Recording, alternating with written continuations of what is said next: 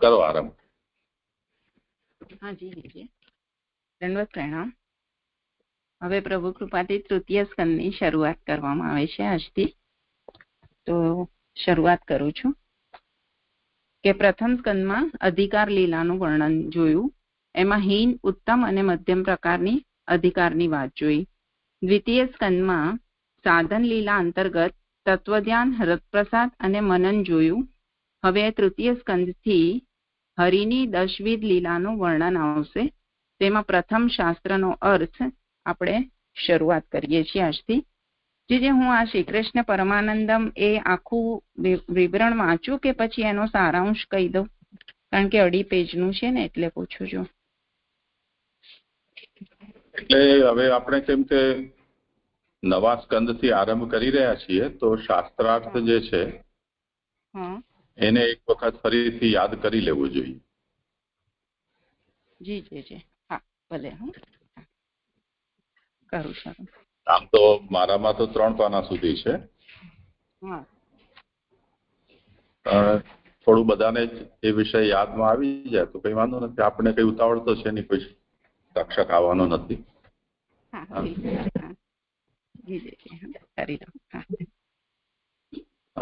મહાપ્રભુ શ્રી વલ્લભાચાર્ય વિરચિત તત્વાર્થ દીપ નિબંધનો શ્રી ભાગવતાર્થ પ્રકરણ, તૃતીય સ્કંદના પ્રકરણોના તથા અધ્યાયોના અર્થ.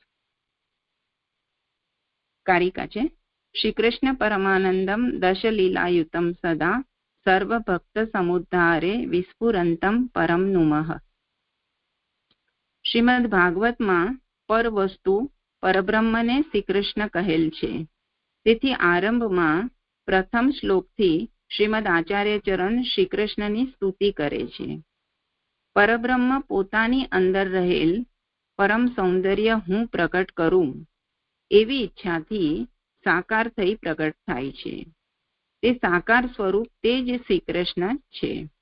તેથી શ્રી કૃષ્ણ એ કોઈ વિભૂતિ નથી, પરંતુ પરબ્રહ્મ જ છે. વળી તે પરમાનંદ હોય ફલરૂપ પણ છે. તે સદા 10 પ્રકારની લીલા કર્યા કરે છે. તે 10 લીલાઓ વાળા ભગવાન શ્રી કૃષ્ણનું શ્રવણ કરવાથી તે પ્રાપ્ત થાય છે. પોતાના સર્વ ભક્તોનો ઉદ્ધાર કરવો એ સાકાર સ્વરૂપ ધારણ કરી પ્રગટ થવાનું એટલે અવતાર લેવાનું તેમનું પ્રયોજન છે. તેમનાથી અધિક કોઈ છે જ નહીં. તે સર્વથી ઉત્તમ છે. અવતાર લે ત્યારે તેમને સ્તુતિ કરવામાં આવે તે પ્રિય હોવાથી, તેમને એટલે પ્રભુને સ્તુતિ કરવામાં આવે તે પ્રિય હોવાથી આરંભમાં શ્રીમદ આચાર્ય ચરણ તેમને એટલે કે પ્રભુને નમન કરે છે. એટલે કે આ નમનાત્મક સ્તુતિ અહીંયા થઈ રહી છે શ્રી મહાપ્રભુજી દ્વારા. હવે આગળ કહી રહ્યા છે. શ્રીમદ ભાગવતનો અર્થ તથા અભિપ્રાય સારી રીતે જાણવામાં આવે તે માટે જ શ્રીમદાચાર્ય ચરણે ભાગવતાર્થ પ્રકરણ રચેલું છે. તે સારી રીતે જાણવા માટે એક શાસ્ત્ર, સ્કંદ, પ્રકરણ, અધ્યાય, વાક્ય, શ્લોક એટલે કે પદ, શબ્દ, પદ એટલે કે શબ્દ તથા અક્ષર એ સાતેના અર્થ બરાબર જાણવા જોઈએ. આ સાતેના અર્થમાં કોઈ પણ વિરોધ ન આવે તેવી રીતે સંપૂર્ણ ભાગવતમાં ગૂંથાયેલો એક જ અર્થ જાણવામાં આવે ત્યારે શ્રી ભાગવતનો અર્થ તથા અભિપ્રાય બરાબર જણાય. આ સાતેનો અર્થ છે. પ્રત્યયરૂપ અક્ષરોનો પણ અર્થ છે. જો કટકે કટકે અર્થ કરવામાં આવે તો તે અર્થ કલ્પિત થાય. જેમ ભગવાન ઐશ્વર્ય, વીર્ય, યશ, શ્રી, જ્ઞાન અને વૈરાગ્ય એ 6 ગુણો વાળા છે, તેમ શ્રી ભાગવતનો અર્થ પણ 12 સ્કંદો વગેરેના અર્થવાળો છે. એવી રીતે શાસ્ત્ર વગેરે 7નો વિરોધ વિનાનો એક અર્થ જે જાણે તે સંસારથી મુક્ત થાય છે. આવી મુક્તિ ભક્તિ થવા માટે જરૂરી છે. આ 7 પૈકી શાસ્ત્ર, સ્કંદ, પ્રકરણ અને અધ્યાયના અર્થ શ્રી ભાગવતાર્થ પ્રકરણમાં શ્રીમદાચાર્ય ચરણે દર્શાવેલ છે અને બાકીના 3ના અર્થ શ્રી સુબોધિનીજીમાં જણાવેલા છે. અહીંયા સપ્તધા અર્થનો કેવી રીતે અહીંયા મહાપ્રભુજીએ બતાવી રહ્યા છે એ અહીંયા સ્પષ્ટ કર્યું છે કે સાતે પ્રકારનો અર્થ એક જ છે એવું અહીંયા આગળ કહી રહ્યા છે. અને ક્યાં ક્યાં એનું વિભાજન કરવામાં આવ્યું છે એ અહીંયા આગળ જણાવ્યું. આગળ શાસ્ત્રનો અર્થ. 1. આનંદરૂપ હરિની લીલા એ શ્રી ભાગવત શાસ્ત્રનો અર્થ છે. આનંદરૂપ ભગવાનની લીલા પણ આનંદરૂપ જ છે અને સર્વના દુઃખોને હરનારી છે. તેથી દુઃખનો નાશ કરનારી અને સુખ એટલે કે આનંદરૂપ ભગવાનની લીલા પોતે જ પુરુષાર્થ રૂપા છે એવો શ્રી ભાગવત શાસ્ત્રનો અર્થ છે. આગળ શ્રીમદ ભાગવત ભગવત રૂપ છે, તેથી પાઠ કરી તેનું ધારણ કરવાથી ભાગવતના સ્વરૂપથી ભગવાન જ ધારણ કરેલા જાણવા. હૃદયમાં રહેલા ભગવાન જે કાર્ય કરે છે તે આ પ્રમાણે ભાગવતના સ્વરૂપથી ધારણ કરેલા ભગવાન પણ કરે છે. જો તેનો અર્થ પણ સંપૂર્ણ જાણેલો હોય તો આ આવું એટલે કે ભગવદ રૂપ છે એવું જ્ઞાન ભક્તિના અંગરૂપ હોવાથી તેનાથી ભગવાનનું જ્ઞાન થાય છે અને તેથી ભગવાન ભક્તિ આપે છે. આવું સુંદર પેરેગ્રાફ છે. સ્કંદનો અર્થ 2 નંબર છે. સ્કંદનો અર્થ આનંદરૂપ હરિની લીલા શ્રીમદ ભાગવતનો અર્થ છે એમ ઉપર કહેલું છે. આ હરિની લીલા 10 પ્રકારની હોવાનું શ્રી ભાગવતમાં જ કહેલું છે.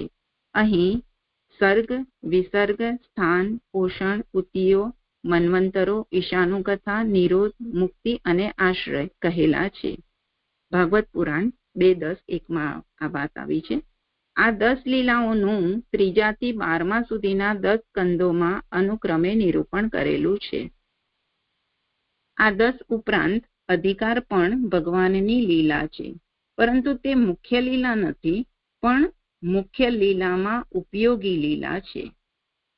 અધિકારની પેઠે જ સાધનો એટલે સર્વ પ્રકારના જ્ઞાન પણ ભગવાનની લીલા છે, કારણ કે સર્વ પ્રકારના જ્ઞાન, શ્રવણ વગેરે ભક્તિના અંગો છે.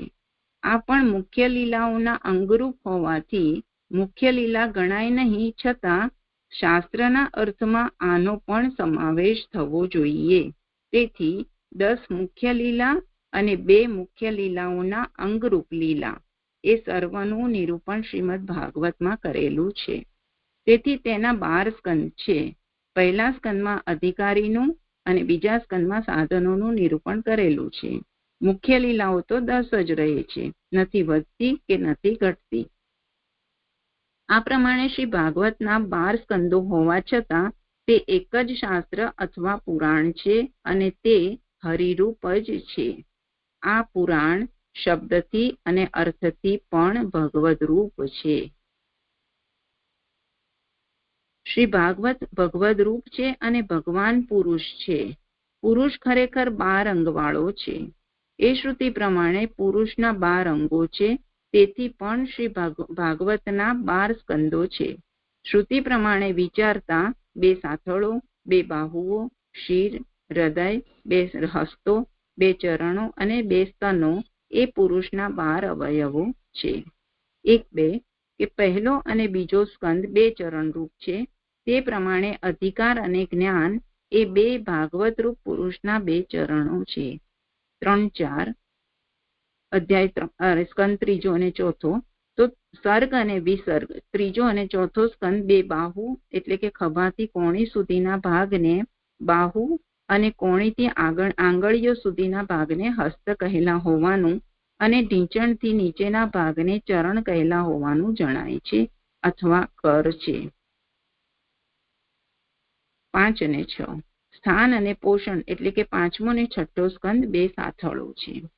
7 અને 12 7મો સ્કંદ અને 12મો સ્કંદ 2 હસ્ત છે. 7મો અને 12મો સ્કંદ 2 હસ્ત હોય તો શ્રી ભાગવત કદરૂપું લાગશે એવી શંકા થાય તો જાણવું કે 7મો સ્કંદ વામ હસ્તરૂપ છે અને તે ઊંચો રાખી ભગવાન ભક્તને પોતાની પાસે બોલાવે છે. 8-9 8મો અને 9મો મન્વંતરો અને ઈશાનું ચરિત એ 2 સ્તનો છે. 10મો સ્કંદ નિરોધ એટલે કે નિરોધ મધ્ય અથવા હૃદય છે. 11મો સ્કંદ મુક્તિ શિર છે અને 12મો સ્કંદ આશ્રય દક્ષિણ હસ્ત છે. ભગવાન જેવા ભાગવત રૂપ થયા તેવાનું અહીં વર્ણન કરેલું છે. આ શ્રી ભાગવત 12 અંગવાળા હરિ પોતે જ છે. આગળ કેટલાક ઉપાસના કરનારાઓ એમ માને છે કે ક્રમ પ્રમાણે ઉપાસના કરવાથી જ ફળ પ્રાપ્ત થાય, તેથી તેઓ પુરુષના અવયવોના ક્રમ પ્રમાણે જ સ્કંદો હોવાનું કહે છે.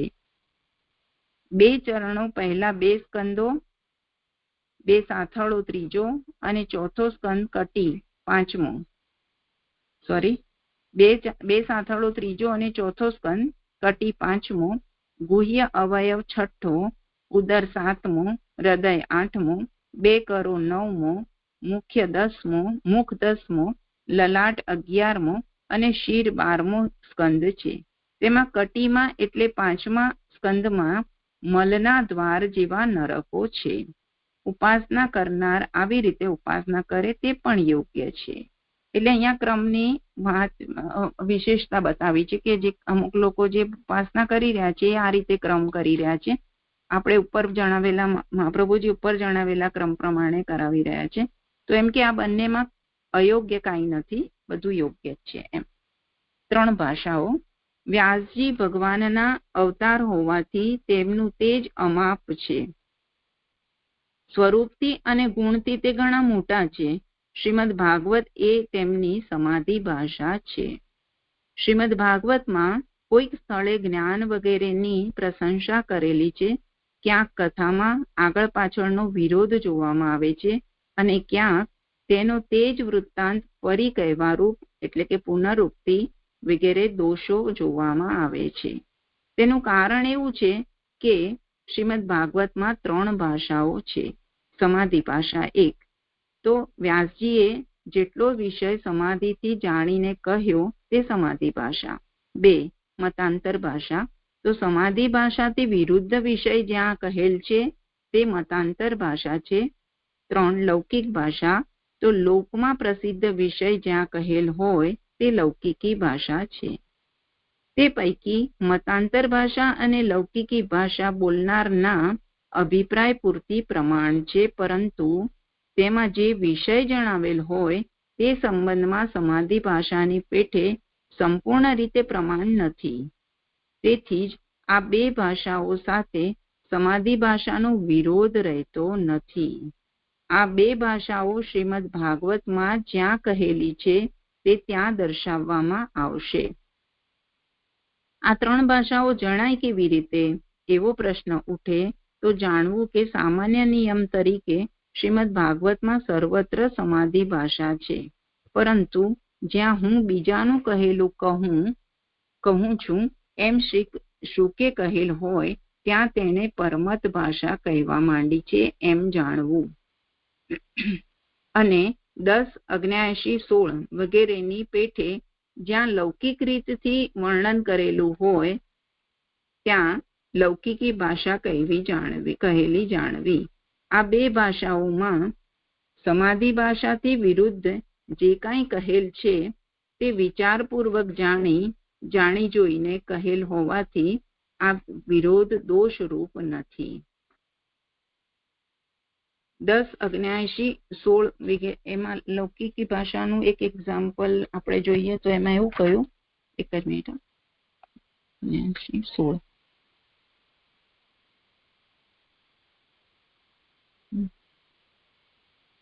ઓકે.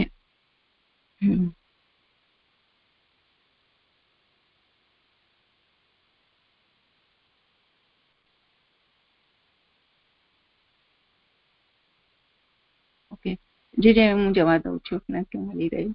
3 ભાષાઓથી સ્વતંત્ર પુરુષાર્થ રૂપ શ્રી કૃષ્ણની લીલા એ જ ભાગવતનો વિષય છે. એના શ્રવણથી ભગવાન શ્રી કૃષ્ણ ઉપર અવશ્ય પ્રેમ થતો હોવાથી અને પ્રેમ જ તેમને પ્રાપ્ત કરવાનું મુખ્ય સાધન હોવાથી શ્રીમદ ભાગવતનો અર્થ સારી રીતે સમજી તેનું શ્રવણ વગેરે કરવા જોઈએ. અહીંયા 3 ભાષાઓથી સ્વતંત્ર પુરુષાર્થ રૂપ કહ્યું તો સ્વતંત્ર પુરુષાર્થ રૂપ ભક્તિ આવશે, એટલે એના માટે ધર્મ અર્થ કામ મોક્ષ ન રહી ગયો, પણ કૃષ્ણની લીલા એ જ સ્વતંત્ર પુરુષાર્થ રૂપ છે. એ ભાગવતનો મુખ્ય વિષય છે એવું અહીંયા આગળ મને સમજાયું. આગળ અધિકાર સાધનો અથવા સર્વ પ્રકારના જ્ઞાન અને સર્ગ વગેરે ભગવાનની 10 લીલા એવો અનુક્રમે શ્રી ભાગવતના 12 સ્કંદોનો અર્થ થયો. દરેક સ્કંદમાં કેટલાક પ્રકરણો અને અધ્યાયો હોય છે. તેથી હવે દરેક સ્કંદ લઈ તેના પ્રકરણોના તથા અધ્યાયોના અર્થ જણાવવામાં આવે છે. સ્કંદ ત્રીજો સર્ગ. હવે સ્કંદનો અર્થ જોઈએ છીએ. પેજ નંબર 4 ઉપર સ્કંદનો અર્થ. પહેલા સ્કંદમાં અધિકાર જણાવ્યો. બીજા સ્કંદમાં શ્રી ભાગવતના શ્રવણમાં અંગો સાથે શ્રવણ કરવાનો પ્રકાર કહ્યો. એ ભાગવતના અંગો આપણે જોઈએ, તત્વજ્ઞાન, રસપ્રસાદ અને મનન. હવે આ ત્રીજાથી આરંભી 12મા સુધીના બાકીના સ્કંદોમાં જેનું શ્રવણ કરવાનું છે તે વિષય કહેવામાં આવે છે. ભગવાનની સર્ગ વગેરે 10 લીલાઓનું શ્રવણ કરવાનું છે. તે લીલાઓ અનુક્રમે આ ત્રીજાથી 12મા સુધીના 10 સ્કંદોમાં કહેવામાં આવે છે. એ પ્રમાણે આ 10 સ્કંદોનો સાધારણ અર્થ કહ્યો. હવે ત્રીજા સ્કંદનો અર્થ આ કારિકામાં કહે છે. આ સ્કંદના 33 અધ્યાયો છે. તે 33 અધ્યાયોમાં સર્ગ સૃષ્ટિનું નિરૂપણ કરેલું છે. આ સ્કંદના અમુક જ અધ્યાયમાં સર્ગનું વર્ણન કરેલ છે એમ નથી. સર્ગ એટલે કારણોની ઉત્પત્તિ. આ એક પંચલાઈન જેવું છે અહીંયા. સર્ગ એટલે કારણોની ઉત્પત્તિ. એ વાક્ય પ્રમાણે 33 અધ્યાયોનો અર્થ સર્ગ છે. વળી સર્ગ વળી અહીંયા લક્ષણ બતાવી રહ્યા છે કે સર્ગ કેવા પ્રકારનો હોય તે હવે બતાવી રહ્યા છે શ્રી મહાપ્રભુજી. સર્ગ વળી 1 લૌકિક અને 2 અલૌકિક એવા 2 પ્રકારનો છે. અલૌકિક સર્ગમાં 33 દેવોને ઉત્પન્ન કરવામાં આવતા તેઓ યજ્ઞ કરાવે છે. એ નિર્વિવાદ છે. એનું બાયફર્કેશન અહીંયા સમજાવી રહ્યા છે કે 8 વસુઓ, 11 રુદ્રો અને 12 આદિત્યો, ઇન્દ્ર અને પ્રજાપતિ એ 33 દેવો છે. લૌકિક સર્ગમાં પણ 28 તત્વો, 4 પ્રકારના પ્રાણીઓના બીજ એટલે કે મૂળ ઉત્પત્તિના કારણ. તો એ બીજ કયા? તો અંડજ, સ્વેદજ, જરાયુજ અને ઉદ્વીજ. એ 4 પ્રકારના બીજ કીધા. અને કાલ એવા 33 પ્રકારની સૃષ્ટિ છે. તેથી જ આ સર્ગ 1 પોતાનો એટલે કે ભગવાનનો ઈચ્છેલો, 2 અસાધારણ ગુણવાળો અને 3 પોતાને એટલે કે ભગવાનને ઉપયોગી થાય તેવા ફલવાળો છે.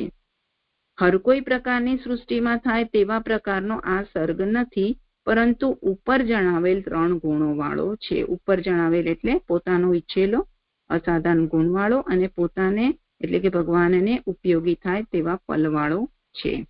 એમાં 1 નંબરને હવે રજૂ કરી રહ્યા છે કે તે પૈકી પહેલા કહેલ ગુણ એટલે કે પોતાનો ઈચ્છેલો છે એટલે લૌકિક અને અલૌકિક એવા પ્રકારના ભેદવાળો છે. એમાં 12, 7, 11માં સર્વ પુરાણોમાંનો સામાન્ય સર્ગ કહેલો છે તેવો આ સર્ગ નથી. એટલે 12, 7, 11માં જે વચન કહ્યું છે એ પ્રકારનો આ સર્ગ નથી. તો 12, 7, 11માં શું કહ્યું કે ભગવાનની દ્રષ્ટિથી પ્રકૃતિના ગુણ ક્ષુબ્ધ થતા મહતત્વની ઉત્પત્તિ થાય છે. મહતત્વમાંથી તામસ, રાજસ અને વૈકારિક એટલે કે સાત્વિક અહંકાર થાય છે. ત્રિવિધ અહંકારથી જ પંચ તન્માત્રા, ઇન્દ્રિય અને વિષયોની ઉત્પત્તિ થાય છે. આ ઉત્પત્તિ ક્રમને સર્ગ કહે છે. તો મહાપ્રભુજી કહી રહ્યા છે કે આ એ સર્ગ નથી. અને 2 તેનો એટલે કે સર્ગનો પણ અસાધારણ ગુણ એ છે કે આ સર્ગમાં સર્જેલા સર્વ પદાર્થ ભગવદ રૂપ છે.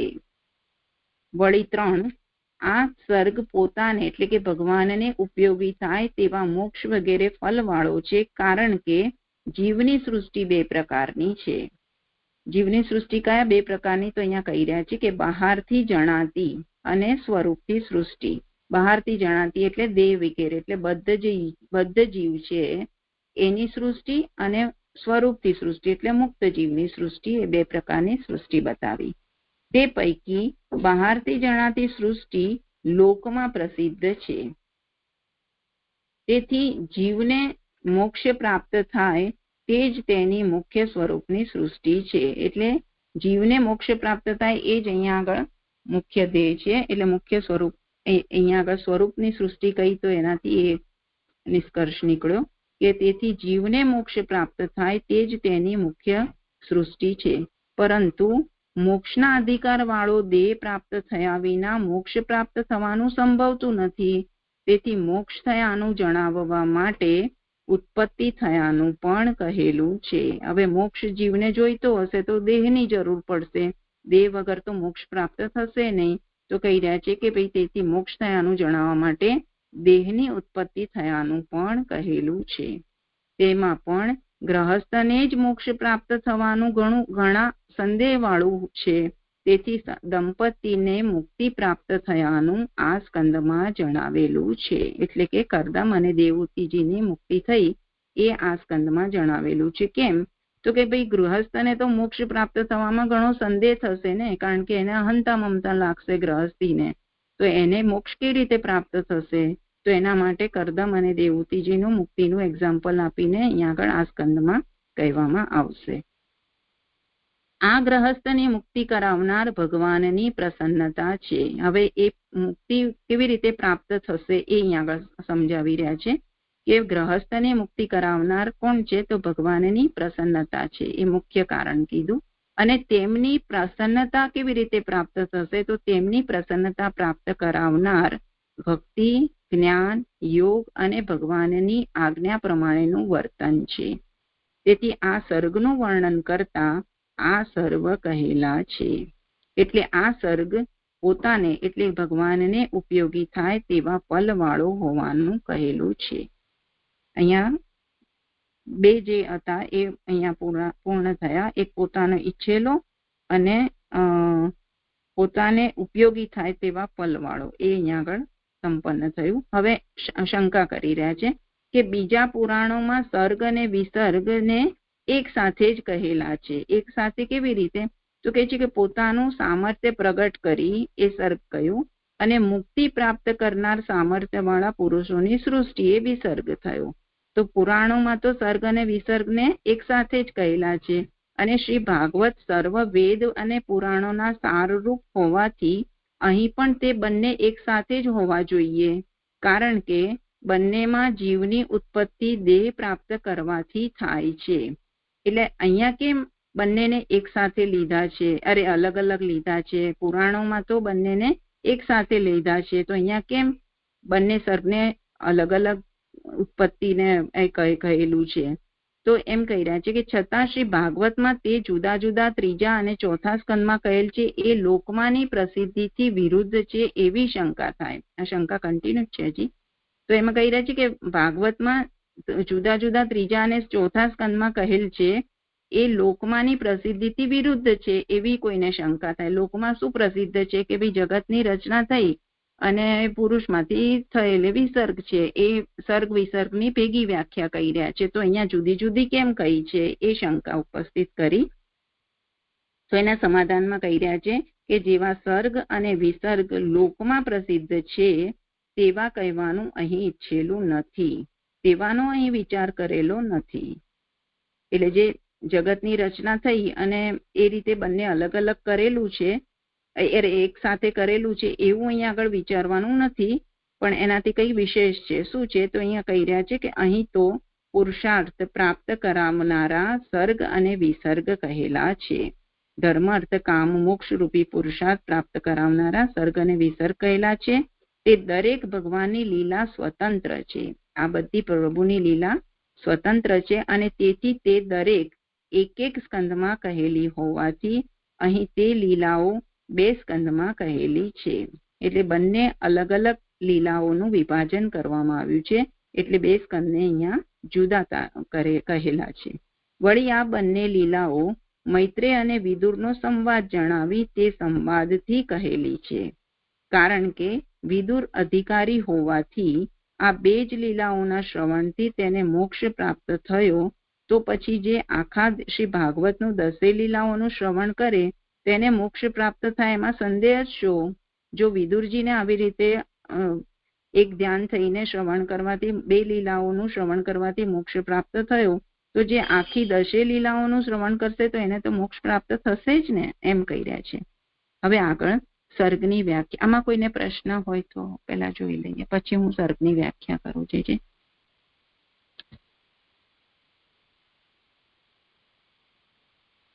કરું આગળ જે હા કરો. હા, સર્ગની વ્યાખ્યા. 1. બ્રહ્મમાં ગુણોમાં વૈષમ્ય પ્રગટ થવાને લીધે મહાભૂતો, તન્માત્રાઓ, ઇન્દ્રિયો અને બુદ્ધિનો જન્મ થાય છે, તેને સર્ગ કહેલ છે.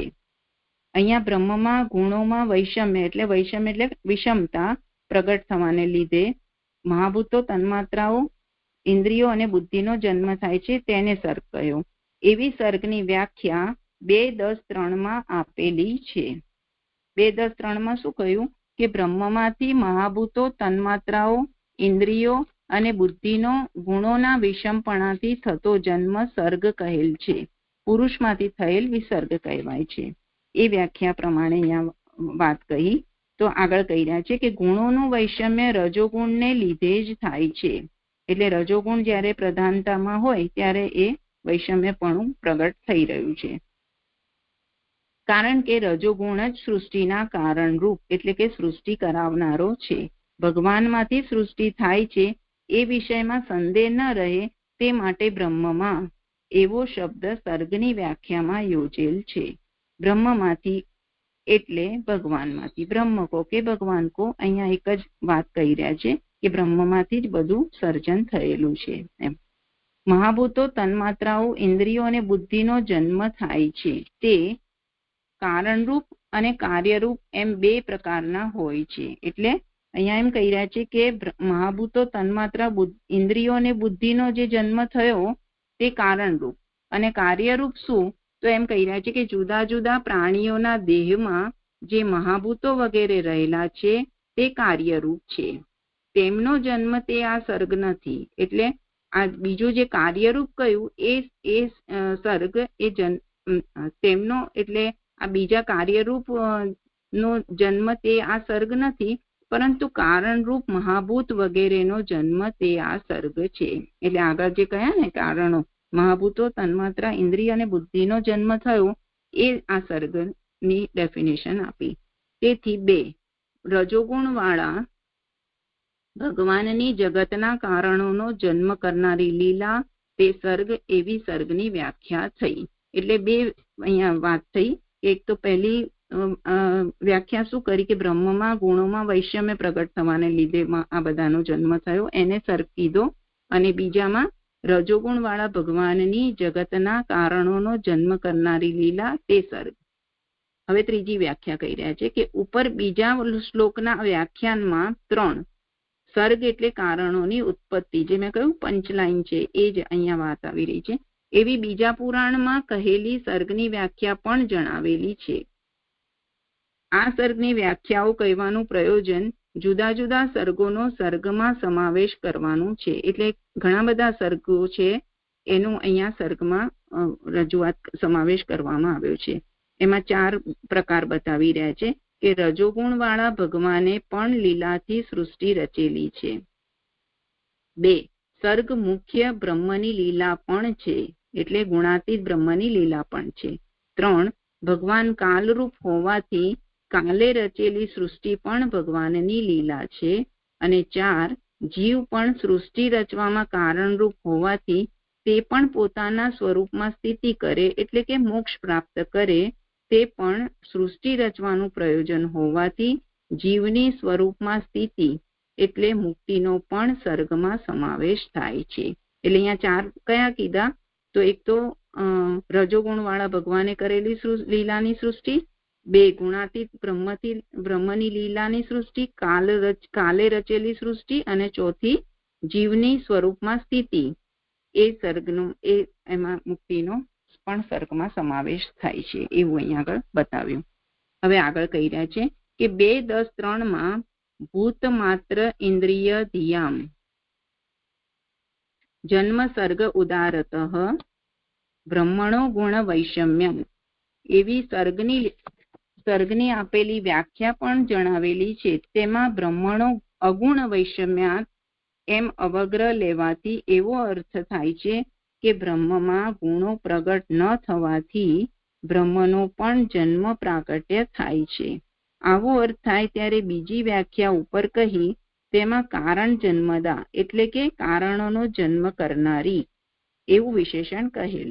તેનો અર્થ કારણો એટલે જીવોના જન્મનો નાશ કરનારી, ધ્યતિ એટલે નાશ કરનારી, એટલે શું? તો જીવોને મોક્ષ આપનારી એવો કરવો. એવી રીતે જુદા જુદા પ્રકારના સર્ગ થતા હોવાથી તેના જુદા પ્રકરણો ગણી સર્ગના પ્રકારો કહેવામાં આવે છે.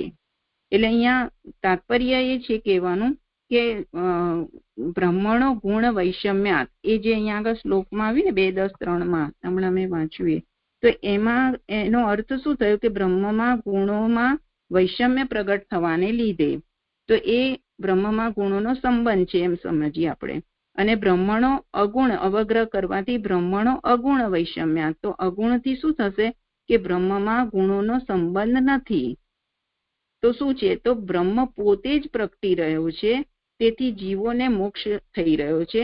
આ પણ એક પ્રકારનો સર્ગ છે. એટલે અહીંયા મહાપ્રભુજી એવી રીતે એને સમજાવ્યું છે કે બ્રહ્મણો અગુણ વૈષમ્યાત જો તમે લેશો ને તો એમાં બ્રહ્મમાં ગુણો પ્રગટ ન થવાથી, તો એમાં ઉપર કહ્યું ને 2 નંબરમાં શું કહ્યું કે રજોગુણ વાળા ભગવાનની જગતના કારણોનો જન્મ કરનારી લીલા. તો કારણો એટલે શું? તો કારણો એટલે જન્મ કરનારી, જીવોના જન્મનો નાશ કરનારી કારણ એટલે, અને એ જીવો એટલે મોક્ષ આપનારી લીલા. તો એ પણ અહીંયા સર્ગનો એક પ્રકાર બતાવ્યો છે. એવું અહીંયા આગળ અગુણ વૈષમ્યાથી મહાપ્રભુજીએ આને સમજાવ્યું છે. જે હું આટલું સમજી છું, વિશેષ હોય તો આપ સમજાવજો પછી. અને કારિકામાં પણ આનું સ્પષ્ટતા મહાપ્રભુજીએ આગળ બતાવી છે, એ આપણે લઈશું એટલે વધારે સ્પષ્ટ થશે. આગળ કરું છું. સર્ગના પ્રકારો. દેવ 2 પ્રકારના હોવાથી અને કારણો 3 પ્રકારના હોવાથી સૃષ્ટિ 5 પ્રકારની છે, અને બંધન તથા મોક્ષ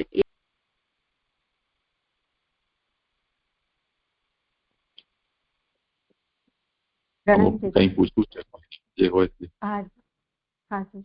અહીંયા આગળ જે આવ્યું ને સ્કંધનો અર્થ, એમાં નીચેથી બીજી લાઈન છે, હર કોઈ પ્રકારની સૃષ્ટિ થાય તેવા પ્રકારનો આ સર્ગ નથી, પરંતુ ઉપર જણાવેલ 3 ગુણો મળે છે.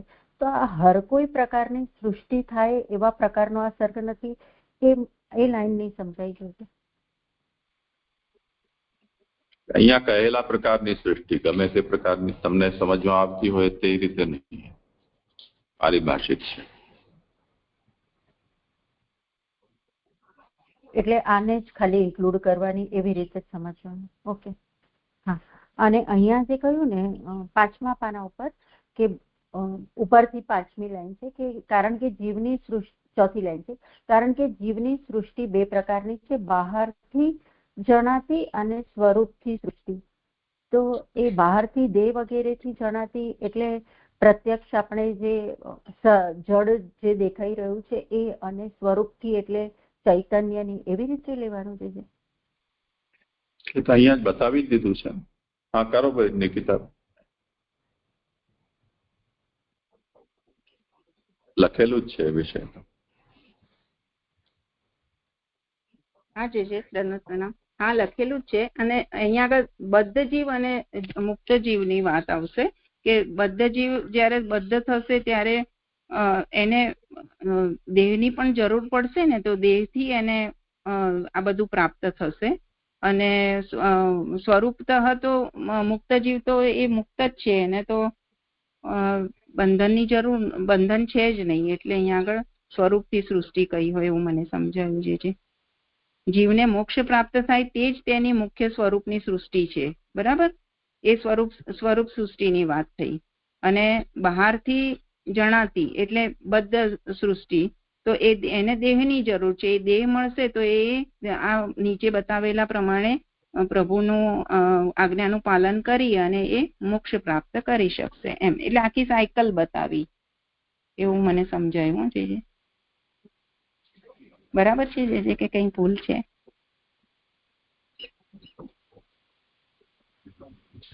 થઈ ગયું સમાધાન? ના જે એટલે એમને જે કહ્યું ને કે બહારથી જણાતી સૃષ્ટિ લોકમાં પ્રસિદ્ધ છે, પણ એ જ સૃષ્ટિ આગળ જતા એને મોક્ષ પ્રાપ્ત થશે, તો પછી એ બે પ્રકારની કેવી રીતે? એટલે એક પ્રવાહી થશે અને એક દૈવી જીવોની, એવી રીતે લેવાશે? જીવોને દેહનો સંબંધ, આપણે એકબીજાને જોઈને કહી શકીએ ને કે આ જીવ છે.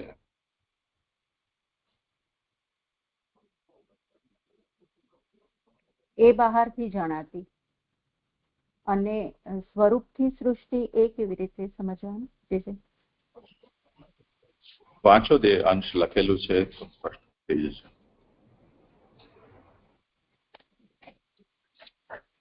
તે પૈકી બહારથી જણાતી સૃષ્ટિ લોકમાં પ્રસિદ્ધ છે, એટલે જે આપણને પ્રત્યક્ષ દેખાઈ રહી છે તે, અને તેથી જીવને મોક્ષ પ્રાપ્ત થાય તે જ તેની મુખ્ય સૃષ્ટિ છે. તો એને જ કન્ટિન્યુટીમાં કે તેથી જીવને મોક્ષ પ્રાપ્ત થાય તે જ તેની મુખ્ય એટલે કે સ્વરૂપથી સૃષ્ટિ છે. તો પછી આ બે પ્રકારની, એટલે એક પ્રત્યક્ષ જણાય છે એટલે જીવ જે છે એ, અને એને જ પછી આગળ જઈને સ્વરૂપ પ્રાપ્ત થઈ રહ્યું છે, તો એને બે પ્રકાર કેમ કહ્યું એ મને હજુ સમજાતું નથી. છે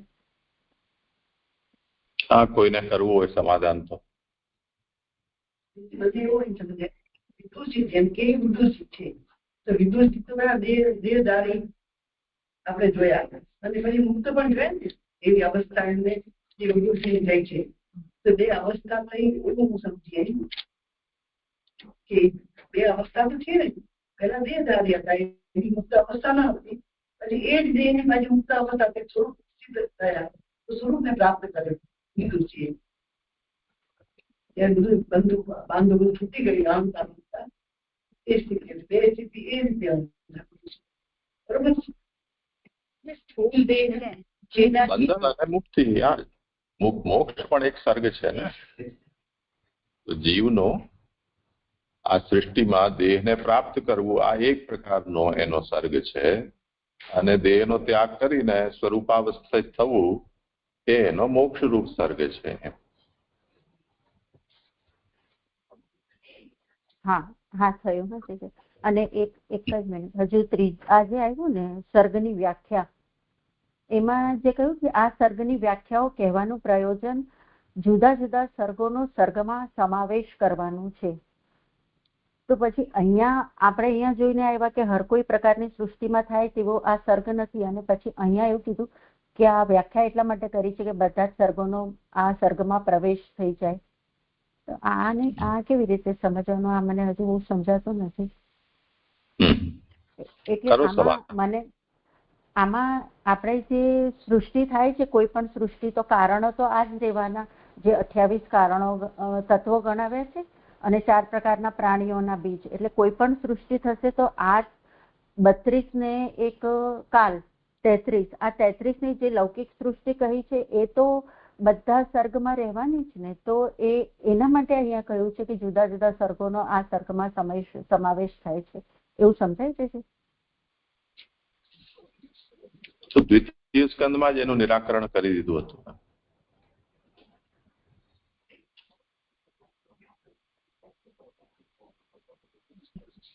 હા, પણ જે મને તો એવું જોડતા નથી આવડતું કે આગળના સ્કંદમાં કેવી રીતે આનું નિરાકરણ કર્યું છે. હમણાં પરમ દિવસે તો કર્યું ને, પરમ દિવસે એ જ તો વિષય ચાલે ને.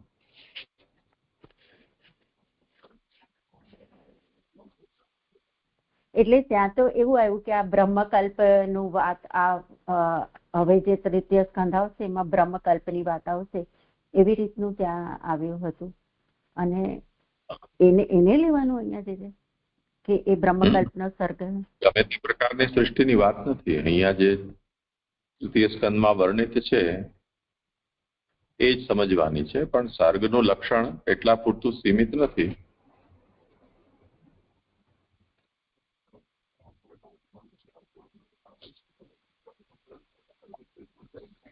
એટલે ભૂતમાત્રેન્દ્રિય ધિયામ જન્મ સર્ગ ઉદાહરત બ્રહ્મણો ગુણ વૈષમ્યા. એમાં બ્રહ્મણો અગુણ વૈષમ્યાત અને બ્રહ્મણો ગુણ વૈષમ્યાત. બંને રીતે આ નિરૂપણ કર્યું છે. એટલે જે પરિભાષા છે સર્ગની એ ઘણી વ્યાપક છે. એમાંથી જે અહીંયા વર્ણન થયેલું છે એ પણ આમાં આવી જાય છે, અને તે સિવાયના પણ સર્ગના પ્રકારો છે એનો આમાં આ જ વ્યાખ્યાથી એનો સંગ્રહ થઈ જાય છે.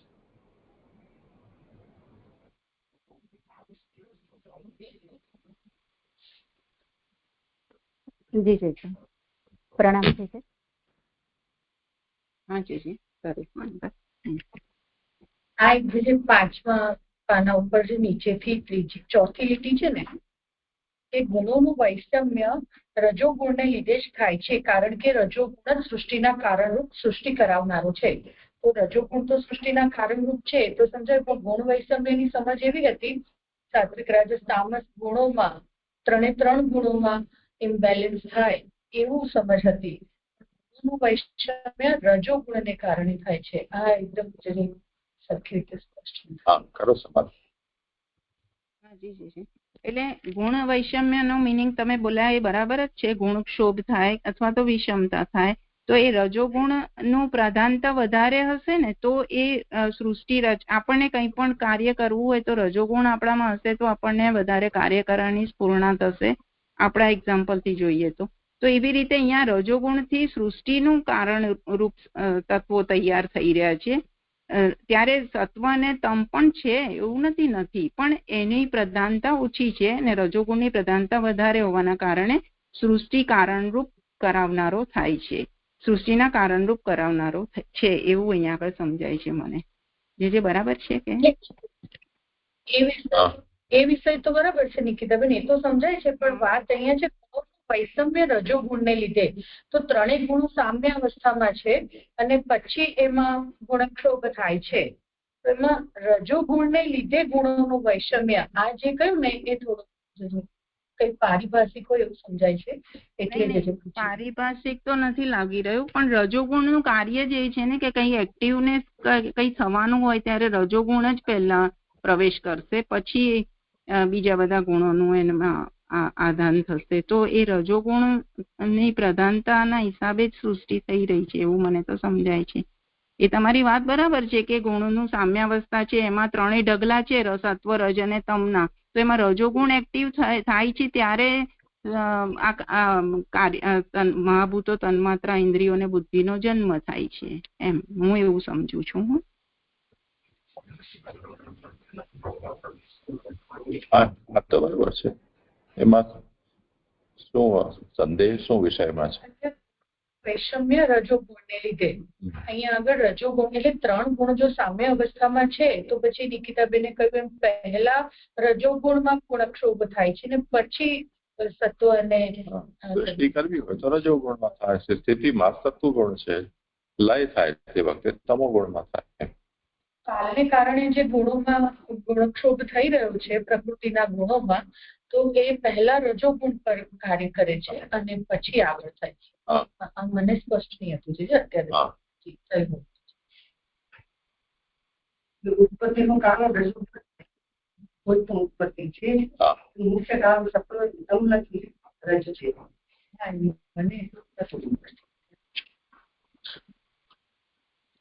પ્રણામજીજી. આજે છઠ્ઠા પાના પર સૌથી ઉપરની લાઈન છે ને કે આગળથી લઉં છું કે મહાભૂતો તન્માત્રાઓ ઇન્દ્રિયો અને બુદ્ધિનો જન્મ થાય છે. તે કારણરૂપ અને કાર્યરૂપ એમ બે પ્રકારના હોય છે. જુદા જુદા પ્રાણીઓના દેહમાં જે મહાભૂતો વગેરે રહેલા છે તે કાર્યરૂપ છે. તેમનો જન્મ તે આ સર્ગ નથી, પરંતુ કારણરૂપ મહાભૂત વગેરેનો જન્મ તે આ સર્ગ છે. એટલે થોડું થોડું મને ખ્યાલ આવ્યો કારણરૂપ કાર્યરૂપ, પણ ફાઇનલી તો બધું મહાભૂત જ છે ને, તો પછી આ કાર્યરૂપને ઇન્ક્લુડ સર્ગમાં નથી કરવામાં આવ્યું એ વ્યવસ્થિત નથી સમજાયું, સ્પષ્ટ એકદમ નથી થયું. તમે કરી શકો તો કરો ને. હા કરું, ટ્રાય કરું છું. એટલે કારણરૂપ સર્ગને અહીંયા આગળ સર્ગમાં બતાવ્યું છે, વિસર્ગમાં કાર્યરૂપને બતાવ્યું છે. પહેલા ભેદ એટલો આપણે સમજી લેવો જોઈએ કે સર્ગ શું છે તો કારણરૂપ અને કાર્ય શું છે તો વિસર્ગ, એમાં કાર્યરૂપની વાત આવી રહી છે, બરાબર. એટલે અહીંયા જે વાત આવી મહાભૂતો તન્માત્રાઓ ઇન્દ્રિયો અને બુદ્ધિનો જો જન્મ થાય છે તે કારણરૂપ. અને કાર્યરૂપ શું કીધું કે જુદા જુદા પ્રાણીઓના દેહમાં જે મહાભૂતો વગેરે રહેલા છે તે કાર્યરૂપ છે. તેમનો જન્મ તે આ સર્ગ નથી. એટલે આ સર્ગમાં આ જુદા જુદા પ્રાણીઓના દેહની વાત અહીંયા આગળ નથી આવી રહી, પરંતુ કારણરૂપ સર્ગની વાત આવી રહી છે એમ કહી રહ્યા છે. પરંતુ કારણરૂપ મહાભૂત વગેરેનો જન્મ તે આ સર્ગ છે. થઈ ગયું? અહીંયા ક્લિયર જ મહાપ્રભુજીએ કરેલું છે કે કાર્યરૂપ અને કારણરૂપ કેવી રીતે નોખા પડી રહ્યા છે એમ અહીંયા બતાવ્યું. હું એટલું સમજી. હા જીજી, આમ તો સ્પષ્ટ થયું. આપ વધારે થોડો પ્રકાશ કરો તો સારું, નહીં તો નિકિતાબેને જે કીધું એ સમજાયું છે. પ્રણામ જીજી. એટલે એક એક રોટલી જે બને એ કાર્યભૂત સર્ગ છે, અને આપણે લોટ બાંધીએ આખો એ કારણભૂત થયું. તો અહીંયા કારણભૂત જે છે તત્વો એની વાત છે. એક એક રોટલી બનાવવામાં આવી રહી છે એનું વર્ણન તૃતીય સ્કંદનો વિષય નથી.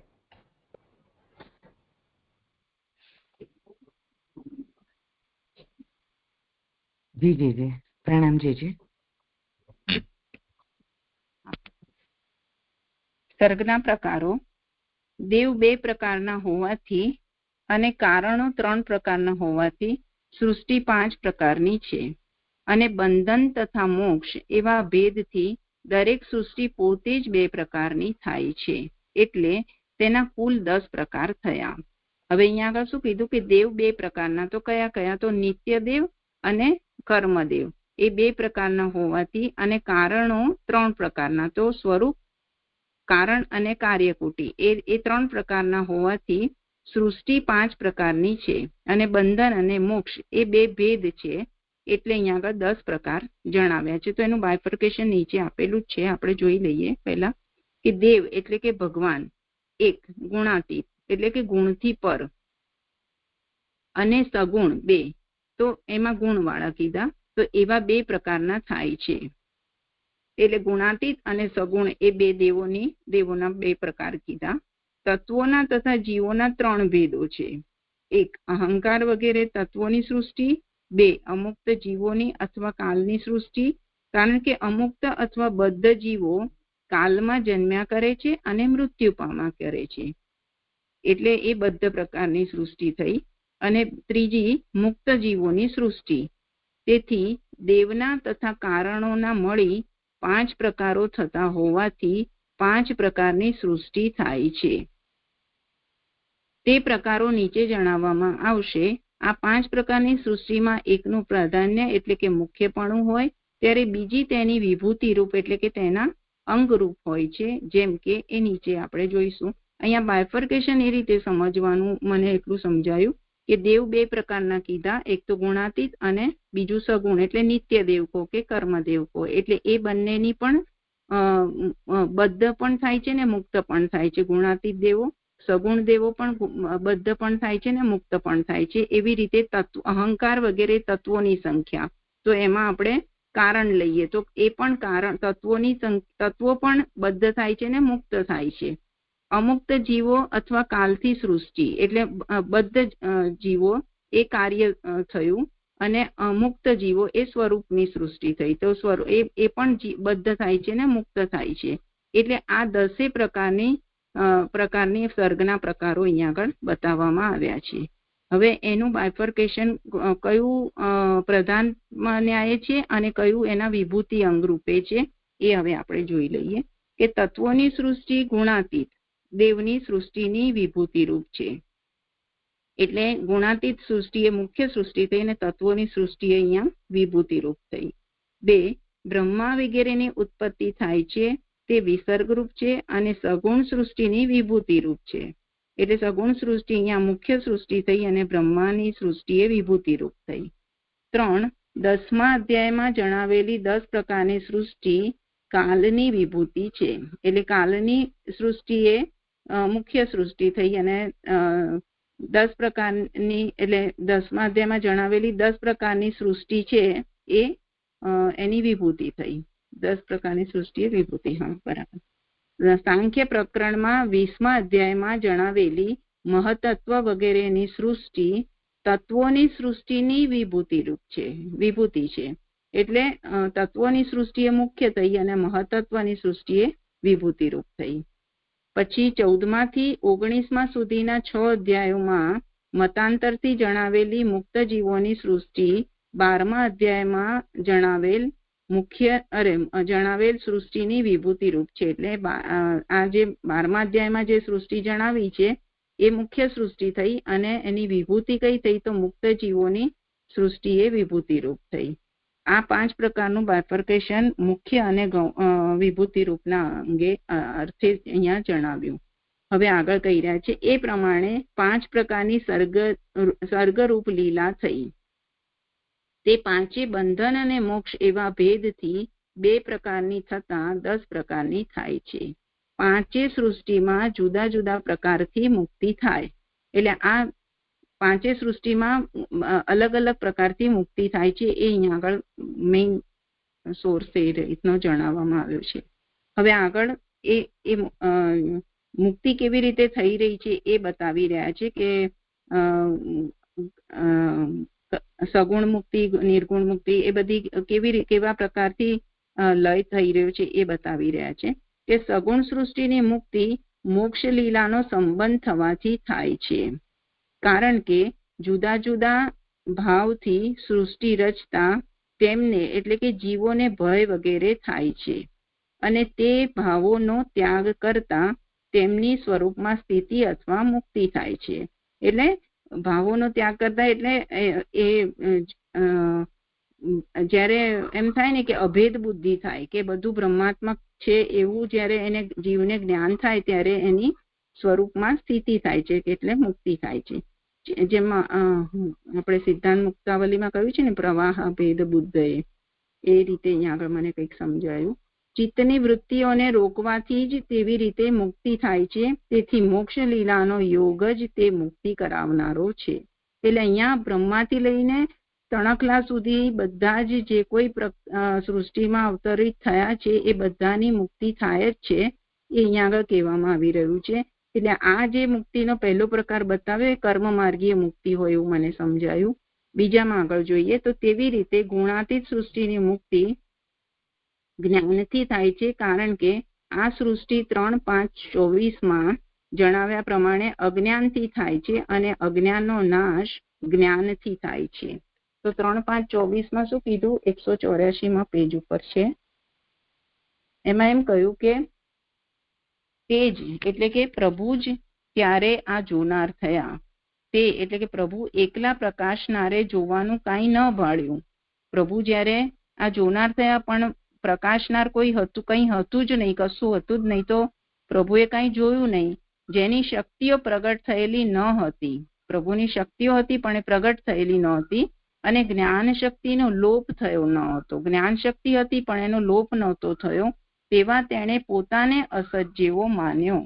એટલે અહીંયા કહેવા એમ માંગી રહ્યા છે કે બ્રહ્મ પોતે જ અસત છે એવું અજ્ઞાન જે થયું બ્રહ્મને, અને એ અસતપણાના નાશને કારણે જે જ્ઞાન થયું એ અહીંયા આગળ બતાવી રહ્યા છે કે 3, 5, 24 જણાવ્યા પ્રમાણે અજ્ઞાનથી થાય છે અને અજ્ઞાનનો નાશ જ્ઞાનથી થાય છે.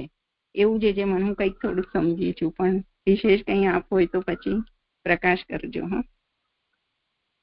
3 નંબરમાં એમ કહ્યું કે કાલ સૃષ્ટિમાં ઉત્પન્ન થયેલાનો મોક્ષ ભક્તિથી થાય છે.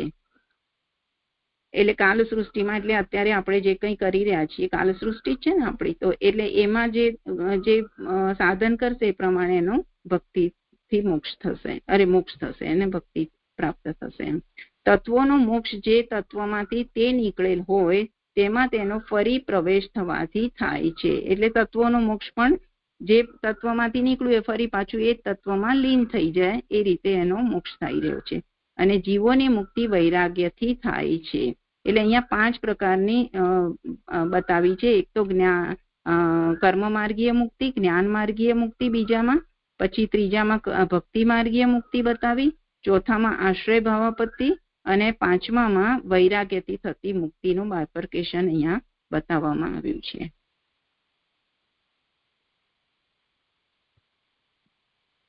હવે અહીંયા આગળ એમ કહી રહ્યા છે કે તેથી 5 પ્રકારની સૃષ્ટિ જે આપણે આગળ અહીંયા જોયું. હા જી પ્રણામ. આટલું વાક્ય વાંચી લે એટલે પૂછું. વાંચી લીધું. હા જે મને આ નથી સમજાતું સર્ગના પ્રકાર જે પહેલું બતાવ્યું તત્વોની સૃષ્ટિ ગુણાતીત એટલે કે દેવની સૃષ્ટિની વિભૂતિ દેવ. હવે તત્વો કરતા પણ ગુણાતીત દેવ એ એવું કીધું કે એનું મુખ્યપણું છે તે ગુણાતીત દેવની એ વિભૂતિ રૂપ છે પણ તત્વો મુખ્ય છે એ કઈ રીતે ને જે મને આ પાંચે પાંચ જ નથી સમજાતા. જે પ્રણામ.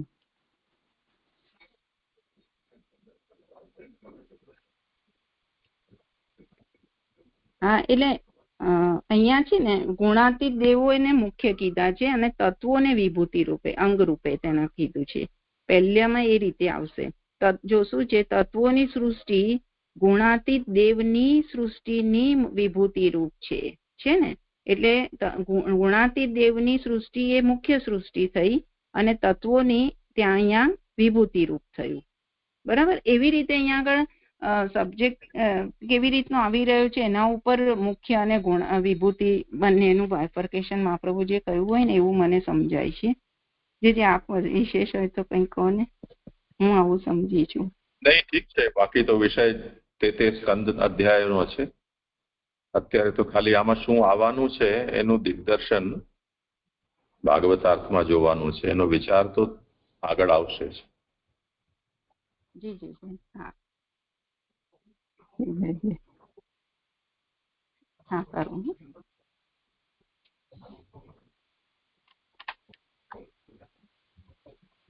એટલે પાંચમી કારિકામાં છેલ્લે એમ કહ્યું કે તેથી 5 પ્રકારની સૃષ્ટિ અને તેના 5 પ્રકારના મોક્ષ એવો આ સ્કંદના અધ્યાયનો અર્થ લેતા તેના 10 પ્રકરણ થાય. એટલે આ 10 પ્રકરણનું બાયફર્કેશન અહીંયા આગળ બતાવવામાં આવ્યું છે. હવે સૃષ્ટિના પ્રકારો કહી રહ્યા છે. તો સૃષ્ટિના પ્રકારોનું બાયફર્કેશન પણ 5 પ્રકારથી જ છે કે એક સૃષ્ટિ ગુણાતીત દેવમાંથી થાય છે. આ સૃષ્ટિ 5 તથા 6 અધ્યાયોમાં કહેલી છે. બીજી સૃષ્ટિ સગુણ બ્રહ્મમાંથી થાય છે. આ સૃષ્ટિ 7, 8 અને 9 અધ્યાયોમાં કહેલી છે. ત્રીજી સૃષ્ટિ કાલની એ અધ્યાય 10 અને 11માં કહેલી છે.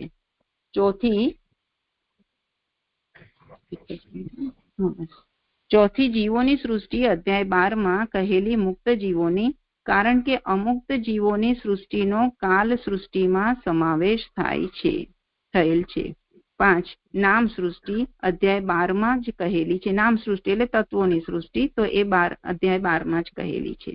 વાસ્તવિક રીતે તત્વોની સૃષ્ટિ ને જ 5મી સૃષ્ટિ કહેવી જોઈએ. એટલે કહ્યું ને કે નામ સૃષ્ટિ એ તત્વોની સૃષ્ટિ કહેવી જોઈએ. તો એ સાંખ્ય પ્રકરણમાં અધ્યાય 20માં કહેલી છે. પરંતુ તેમાં નામ સૃષ્ટિનો પણ સમાવેશ કરવાનો હોવાથી નામ સૃષ્ટિને 5મી કહેલી છે. એ આપણે 20મા અધ્યાયમાં આવશે એટલે વિશેષ જોઈશું.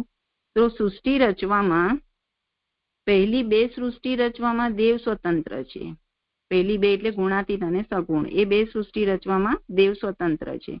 ત્રીજી, ચોથી ને 5મી સૃષ્ટિ રચવામાં કાલ, જીવો અને તત્વો સ્વતંત્ર નથી. તેથી તેમની સૃષ્ટિ ભગવાનની ઈચ્છાથી જ થાય છે. એટલે આ જે ત્રીજી, ચોથી ને 5મી કઈ તો એ એમની સ્વતંત્રતા નથી, એટલે એમની ઈચ્છાથી નથી થતી પણ પ્રભુની ઈચ્છાથી જ થાય છે.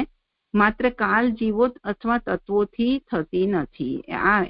આ તત્વોથી એ થતી નથી, પ્રભુની ઈચ્છાથી જ આ બધું થઈ રહ્યું છે. એટલે એનો નિષ્કર્ષ જોઈએ તો 5 સૃષ્ટિ પ્રભુની ઈચ્છાથી જ થઈ રહી છે. એમ ભૂમિના ઉદ્ધારની સર્ગમાં ઉપયોગિતા. તો અહીંયા એમ કહી રહ્યા છે કે આ સ્કંદના 18મા તથા 19મા અધ્યાયમાં ભગવાને વારાહનો અવતાર લઈ હિરણ્યાક્ષને હણી ભૂમિનો ઉદ્ધાર કરવાની કથા કહેલી છે. તે પણ સર્ગ સંબંધી જ કથા છે, કારણ કે ભૂમિનો ઉદ્ધાર સર્વ પ્રકારની સૃષ્ટિમાં ઉપયોગી છે.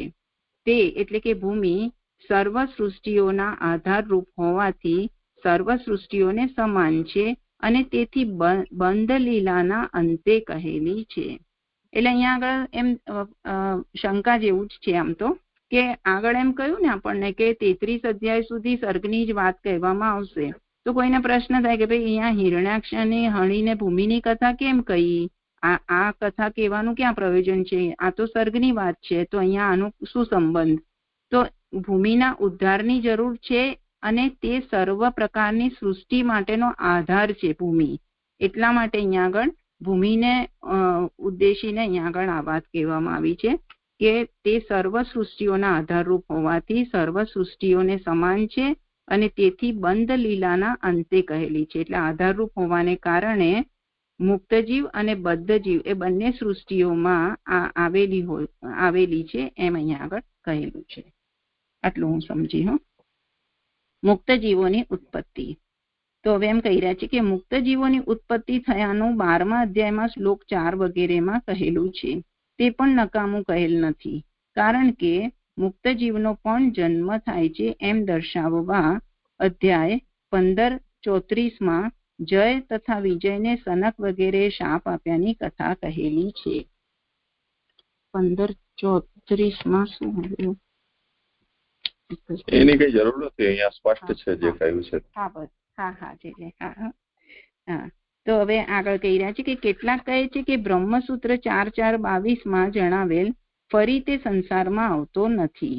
એ શ્રુતિ પ્રમાણે મુક્ત જીવોનો ફરી જન્મ થતો ન હોવાથી અહીં સનક વગેરે જે મુક્ત જીવોની ઉત્પત્તિ કહેલી છે તેમની મુક્તિ થયેલી તે મુખ્ય નહીં હોય, ઉપચારથી મનાયેલી હશે.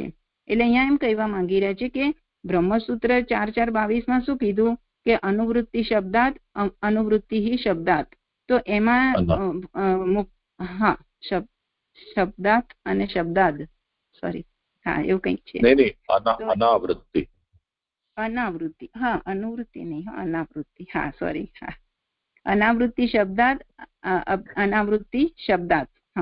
તો એમાં એનો ભાવાર્થ શું છે કે મુક્ત જીવો ફરી જન્મ થતો નથી, મુક્ત જીવોનો ફરી જન્મ થતો નથી. તો અહીંયા એમ પ્રશ્ન થયો કે ભાઈ સનક આદિને તો મુક્ત જીવો હતા, તો એમનો જન્મ ફરી અહીંયા ભૂતલ ઉપર કેમ અહીંયા આવવાનું થયું? તો શું એ મુક્ત જીવ મુખ્ય નથી, એ ઔપચારિક છે, ઉપચારથી થયેલા છે એવું માનવાનું છે? તો એના એમ કહી રહ્યા છે કે વાસ્તવિક રીતે સનક વગેરેની ઉત્પત્તિ થઈ તે પહેલા તેઓને જ્ઞાન પ્રાપ્ત થયેલું જ હતું. એમને અહીંયા આગળ જગતમાં આવૃત્તિ થઈ ત્યારે એમને જ્ઞાન તો હતું જ, એ તો મુક્ત જ હતા એમ કહી રહ્યા છે. કારણ કે ઉત્પત્તિ થયા પછી તેમને કોઈએ જ્ઞાનનો ઉપદેશ કરેલો નથી, એનું કારણ બતાવ્યું. ઉત્પત્તિ થઈ તે પહેલા તેઓની વાસ્તવિક મુક્તિ જ થયેલી, એમની મુખ્ય મુક્તિ જ હતી, એ ઉપચારથી થયેલી મુક્તિ ન હતી. તેવી જ રીતે વૈકુંઠમાં વસનારા ભગવાનના ભક્તો જય અને વિજય પણ વાસ્તવિક રીતે મુક્ત જ હતા, પરંતુ ભગવાનની ઈચ્છાથી તેમની સંસારમાં ઉત્પત્તિ થઈ. આ પ્રભુની ઈચ્છાથી જીવો મુક્ત જીવો અહીંયા સંસારમાં આવી રહ્યા છે અને પાછું કાર્યાર્થે આવીને કાર્ય પૂર્ણ કરીને પાછા જઈ રહ્યા છે, કારણ કે મુક્ત છે એમ. આ દર્શાવવા જ ઉપર જણાવેલ શાપની કથા કહેલી છે. તેમાં સનક વગેરે શાપ આપનાર છે અને જય તથા વિજયને તેમણે એટલે કે સનકે શાપ આપેલ છે. એ પ્રમાણે આ શાપની કથાથી મુક્ત જીવોની પણ ઉત્પત્તિ થાય તેની યોગ્યતા કહી. તેથી તેઓને ઉત્પત્તિ પહેલા મુક્તિ થયેલી તે મુખ્ય મુક્તિ જ હતી, ઉપચારથી મનાયેલી ન હતી. મુખ્ય મુક્તિ જ હતી, કારણ કે મુક્ત જીવો તો અહીંયા ભૂતલ ઉપર આવે છે તો કાર્યાર્થે જ આવી રહ્યા છે, બીજા કોઈ પ્રયોજનથી આવી જ નથી રહ્યા, અને મુક્ત છે એટલે પાછા એ અહીંયા કાર્ય પતાવીને પાછા જતા રહે છે. અહીંયા ઉપચારથી મનાયેલી નહોતી એટલે એમ સમજવું, મને એવું સમજાયું કે પૃથ્વી પર જન્મ થયો, સત્કર્મ કર્યા અને પછી એ મુક્ત થયા, એવી રીતે એમની મુક્તિ નથી થઈ, પણ એ કાર્ય પૂરતું કરીને પાછા જતા રહ્યા. એટલે અહીંયા કહી રહ્યા છે કે મુખ્ય મુક્તિ અને ઉપચારથી થયેલી મુક્તિ એમ. જે હું આટલું સમજી છું, કઈ વિશેષ હોય તો આપ પછી કહું. કરું આગળ જે હા. મુક્ત જીવને પ્રાપ્ત થતું ફળ. હવે અહીંયા આગળ મુક્ત જીવ હોય તો એને પ્રાપ્ત શું થાય ફળ? આમ તો મુક્ત જીવ તો મુક્ત જ છે, તો ફળ શું પ્રાપ્ત થશે? તો હવે મહાપ્રભુજી સમજાવી રહ્યા છે કે આ મુક્ત જીવોની ઉત્પત્તિ થાય તે ભગવાનને પ્રિય નથી. તેથી મુક્તિ પ્રાપ્ત કરવા યોગ્ય જીવોને પ્રાપ્ત થવાનું ફળ મોક્ષના સંબંધમાં જુદું સાંખ્ય પ્રકરણ કહેલું છે. તેથી આ વચનમાં મને થોડું કન્ફ્યુઝન છે કે અહીંયા એમ કહેવામાં આવી રહ્યું છે કે આ મુક્ત જીવોની ઉત્પત્તિ થાય એ ભગવાનને પ્રિય નથી, બરાબર? આપણે ઉપર જોયું એ પ્રમાણે. તેથી મુક્તિ પ્રાપ્ત કરવા યોગ્ય જીવોને પ્રાપ્ત થવાનું ફળ મોક્ષના સંબંધમાં જુદું સાંખ્ય પ્રકરણમાં કહેલું છે. તો જે સાંખ્ય પ્રકરણમાં આવી રહી છે વાત, એ મુક્ત જીવોના રેફરન્સમાં જ આવી રહી છે. તો એ કેવી રીતે જરા એટલે હું એને આ રીતે સમજી છું કે પ્રભુ મુક્ત જીવોની ઉત્પત્તિ તો ઈચ્છતા જ નથી, પરંતુ કોઈ કાર્ય અર્થે પ્રભુની ઈચ્છાથી ભૂતલ પર આવે છે, તો પણ એ મુક્ત હોવાથી એમની મુક્તિનો તો પ્રશ્ન જ નથી. જ્યારે સાંખ્યના મતે તેમને પ્રાપ્ત થવાનું ફળ મોક્ષ સાંખ્ય પ્રકરણમાં કહેલું છે, એ રીતે સમજવાનું છે અહીંયા આગળ કે બીજો કોઈ આશય છે, એ મને સ્પષ્ટ નહીં છે. એટલે આ જરા પેન્ડિંગ રાખી. જેમ કપિલ દેવહૂતિ છે એ લોકોની પણ એ જ વાત છે ને, તો ભગવાનનો અવતાર થયો એ તરફ આ વાત કહેવામાં આવી રહી છે. અચ્છા, ઓકે, હાજી હાજી. હવે શંકા કરી રહ્યા છે કે જય વિજયની ઉત્પત્તિ થઈ તે ભગવાનને ઈષ્ટ હતું. જો તે ભગવાનને ઈષ્ટ ન હોય તો કેટલાક જન્મો પછી તેઓને આ મારું સ્થાન પ્રાપ્ત થશે એમ ભગવાન કહે જ નહીં, એવી શંકા થાય. એટલે ઉપર કહી દીધું ને કે ભાઈ જે મુક્ત જીવો છે એની તો અહીંયા આગળ ઓલી થતી નથી, પ્રભુ ઈચ્છતા નથી. તો આ ઉપરનું પ્રૂફ કરવા માટે કહ્યું કે ભાઈ આ મારું સ્થાન પ્રાપ્ત થશે એવું જો કીધું એટલે મુક્ત જીવો અહીંયા બદ્ધ થતા જ નથી, એ મુક્ત જ રહે છે એવું અહીંયા આગળ કહેવામાં આવ્યું છે. પણ એનું સમાધાન અલગ રીતે આપ્યું છે. સમાધાનથી એમ જાણવું કે અહીં જે આ કથા કહેલી છે તે મતાંતર છે, કારણ કે અધ્યાય 14:6 મૈત્રેય સ્પષ્ટ કહેલું છે કે આ વિષયમાં જે આ ઇતિહાસ મેં પૂર્વક શ્રવણ કરેલો છે, તેથી મૈત્રેય સાંભળેલ વૃત્તાંત અહીં કહેલો હોવાથી તે મતાંતર છે. એટલે આ મતાંતર હોવાથી આ મહાપ્રભુજીએ સ્પષ્ટીકરણ નથી કર્યું, પણ એનો આશય ઉપરની શંકાનો એવો છે કે જે મુક્ત જીવો બદ્ધ થતા નથી, પણ જ્યારે આવું વચન જ પ્રાપ્ત થયું છે કે આ મારું સ્થાન પ્રાપ્ત થશે એવું પ્રભુએ જ કહેલું છે, તો એ મુક્ત જ છે એમ અહીંયા આગળ પ્રૂફ કરી રહ્યા છે. જય અને વિજયનો શાપને લીધે આસુરભાવ થયા પછી તેઓ ક્રોધથી ભગવાનને પ્રાપ્ત કરવાના હતા, તે તેમના રાજસ ભાવને લીધે મતાંતરથી તેમને પ્રાપ્ત થવાનું ફળ કહેલું છે. એ પણ એક મતાંતર છે. એટલે અહીંયા આગળ રાજસ ભાવને લીધે આ પ્રાપ્ત થવાનું ફળ કહેલું છે. એટલે એ જય વિજય પણ ક્રોધના ભાવમાં બંધાયેલા હતા, એટલે ટાઈમ બિંગ એમને આ લીલા કરી અને પાછા એ મુક્ત થયા છે એવું કહેવાનું આશય એવું સમજાય છે. હવે શંકા કરે છે ત્યારે મુક્ત જીવોને પ્રાપ્ત થવાના ફળ અને બીજા મુક્તિ પ્રાપ્ત કરવા યોગ્ય જીવોને પ્રાપ્ત થવાના ફળમાં ભેદ છે, તે બંને સરખા નથી એવી શંકા થાય. એટલે શંકા શું કહી કે મુક્ત જીવ અને બદ્ધ જીવના ફળમાં ભેદ આવી રહ્યો છે. તો શું એવું છે? તો કે છે કે તો જાણવું કે તે બેમાં ભેદ નથી, એટલે બંનેમાં કોઈ તારતમ્ય નથી એમ જણાવવા ભગવાનનું પ્રાગટ્ય થવાનું મતાંતરમાં તેમજ સાંખ્ય પ્રકરણમાં બંને સ્થળે કહેલું છે. ભગવાન પોતે જ પ્રગટ થઈ અવતાર લઈ બંનેને ફળ આપે છે એમ જણાવવા આ સર્ગલીલામાં બે ભગવાનના અવતારો થયાનું કહેલ છે. એટલે પ્રભુ અવતાર ધારણ કરીને આ મુક્તજીવ અને બદ્ધ જીવને ફળ આપી રહ્યા છે, એ અહીંયા આગળ કહેવાનું આશય છે સર્ગલીલામાં. વરાહનો અવતાર થયો તે ભગવાનની ક્રિયાશક્તિ વાળો અવતાર છે, અને કપિલનો અવતાર થયો તે ભગવાનની જ્ઞાન શક્તિ વાળો અવતાર છે. જો સૃષ્ટિના પ્રકરણમાં ભગવાનનો અવતાર ન થાય તો જીવોના કર્મને લીધે જ તેમના જન્મ મરણ થાય છે અને સૃષ્ટિ કર્મને જ આધીન છે એમ માનવામાં આવે. જો પ્રભુનો અવતાર ના થાય તો જીવોના કર્મના હિસાબે જ આ સૃષ્ટિ ચાલી રહી છે એવું જ થાય, મોનોટોનસ થઈ જાય કે ભાઈ કર્મ કરશે એવું પ્રકારે ફળ પ્રાપ્ત થશે ને પછી એને એ રીતની બધું નાશ થઈ જશે એમ કે છે. વાસ્તવિક રીતે ભગવાનની ઈચ્છાથી જ સૃષ્ટિ થાય છે. જો મુક્ત જીવોની ઉત્પત્તિ થતી ન હોય અથવા ઉત્પન્ન થયેલ જીવોને મુક્તિ પ્રાપ્ત થતી ન હોય તો સૃષ્ટિ એટલે કે બદ્ધ અને મોક્ષ ઈશ્વરની ઈચ્છાથી થાય છે તે ખોટું ઠરે અને ઈશ્વરપણું રહે નહીં. થયું ને? એટલે મુક્ત જીવોની ઉત્પત્તિ જ થતી ના હોય અને બદ્ધ જીવ મુક્ત થતો ના હોય તો પછી આ સાયકલ ચાલશે જ નહીં. આ ઈશ્વરની ઈચ્છા છે એવું તો પ્રૂફ થશે જ નહીં. તેથી સૃષ્ટિ ઈશ્વરની ઈચ્છાને જ આધીન છે એમ જણાવવા મુક્ત જીવોની ઉત્પત્તિ થવાનું અને ઉત્પન્ન થયેલ જીવોને મોક્ષ પ્રાપ્ત થતો હોવાનું આ લીલામાં કહેલ છે. એટલે આખી સાયકલ ચાલી રહી છે એ અહીંયા આગળ શ્રી મહાપ્રભુજી પ્રૂફ કરી રહ્યા છે કે મુક્ત જીવોને પ્રાપ્ત થતું ફળ એ મુક્ત હોય કે બદ્ધ હોય બંનેને સરખું જ છે એમ અહીંયા આગળ કહ્યું. સૃષ્ટિનું પ્રયોજન જે આટલું હું લઈ લઉં કે પછી જેમ આપણે અનુકૂળ હોય એ રીતે. અહીંયા કરેક્શન છે અનુવાદમાં એ જરા. હા જી હા હા.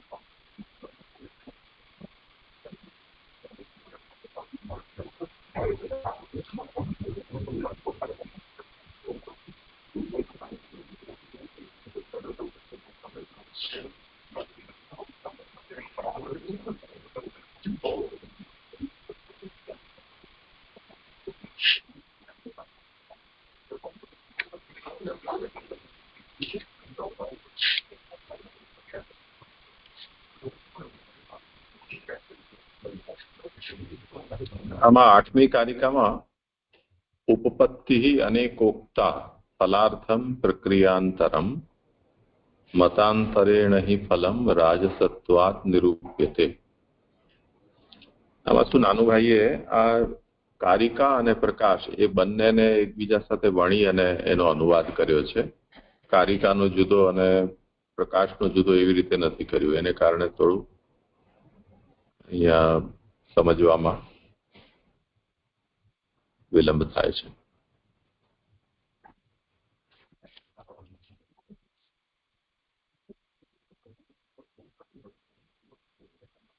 તો કારિકા એમ કહી રહી છે કે ઉપપત્તિ અનેકોક્તા અનેનોક્તા આનાથી ઉપપત્તિ કહી અને ફલાર્થમ પ્રક્રિયાંતરમ ફલ માટે અન્ય પ્રક્રિયા સમજાવી મતાંતરથી સમજાવી અને ફલ જે છે ફલાર્થમ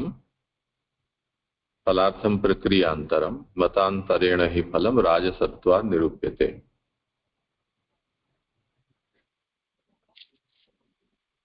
હવે ઉપપત્તિનો અનુવાદ ઉત્પત્તિ કર્યો છે. આ મુક્ત જીવોની ઉત્પત્તિ થાય તે ભગવાનને પ્રિય નથી. બીજું આમાં ભગવાનને પ્રિય નથી એના સ્થાને પ્રકાશમાં એમ કહી રહ્યા છે કે નતુ અયમ પ્રકારો ભાગવતાભિમત. એટલે આ જે ભાગવત પુરાણ છે એને આ પ્રકાર અભિમત નથી. તેથી તેષામ જીવાનામ મોક્ષાર્થમ પ્રક્રિયાંતરમ સાંખ્ય પ્રકરણમ.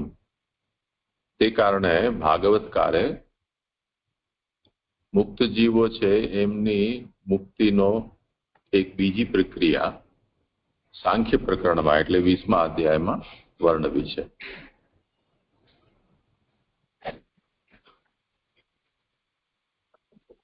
તો એક તો ઉપપત્તિ જે છે એનો આપણે ઉત્પત્તિ કરી નાખ્યું છે અને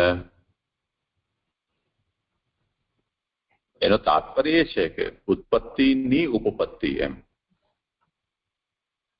એટલે પુરુષોત્તમજી પ્રકાશ એ રીતે ક્યાં ગયું? હા,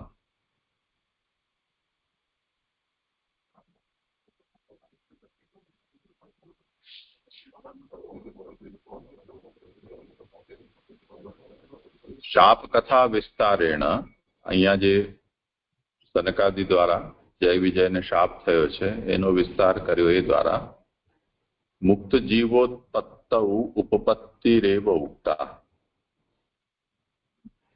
મુક્ત જીવોની ઉત્પત્તિ અન્ય જીવોના સમાન થતી નથી,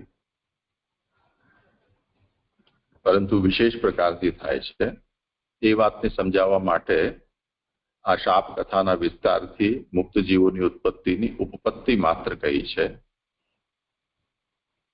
એ કથા પાછળના કહેવા પાછળનું કારણ એમની મુક્તિ ગૌણ છે એવું સાબિત કરવું નથી. ન મુક્તિ ગૌણી ઇત્યર્થ.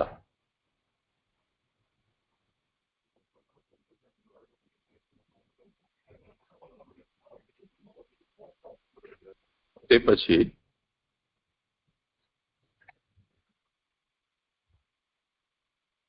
એવં જીવોત્પત્તૌ ઉપપત્તિરેવ ઉક્તા. જીવની મુક્ત જીવોની ઉત્પત્તિની ફક્ત ઉપપત્તિ જ કહી છે શાપની કથા દ્વારા. નતુ અયમ પ્રકારો ભાગવતાભિમત. હવે ત્યાં એ કહી રહ્યા છે કે નનુ અત્ર એવકારેણ કસ્ય વ્યાવૃત્તિ ઇત્યપેક્ષાયામ આહુ નતો ઇત્યાદિ. એટલે મૂળમાં જેમ કહ્યું છે કે અહીંયા ઉપપત્તિરેવ ઉક્તા, એટલે ફક્ત ઉપપત્તિ જ કહી છે. એમાં એવકારથી શું વ્યાવર્તન થાય છે? તો એવકાર એટલા માટે છે કે નતુ અયમ પ્રકારો ભાગવતાભિમત, એટલે આ જે પ્રકાર છે એ ભાગવતને અભિમત નથી. તેથી એમના મુક્ત જીવોના મોક્ષ માટે સાંખ્ય પ્રકરણમાં બીજી પ્રક્રિયા કહી છે. પ્રકાર ઇતિ ઉત્પત્તિ પ્રકાર, એટલે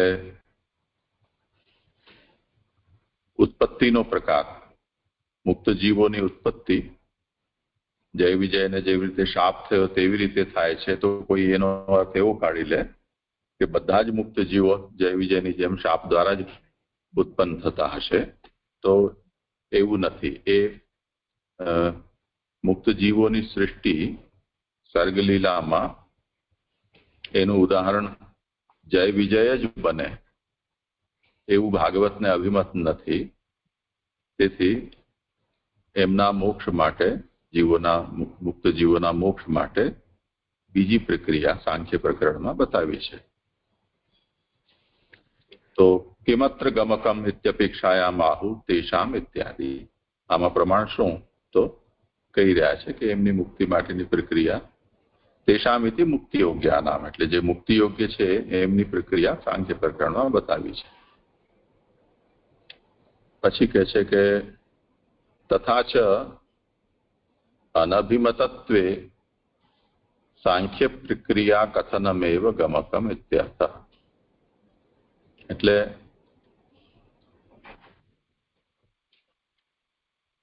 સર્ગ પ્રકરણમાં મુક્ત જીવોની સૃષ્ટિ અને એમની મુક્તિ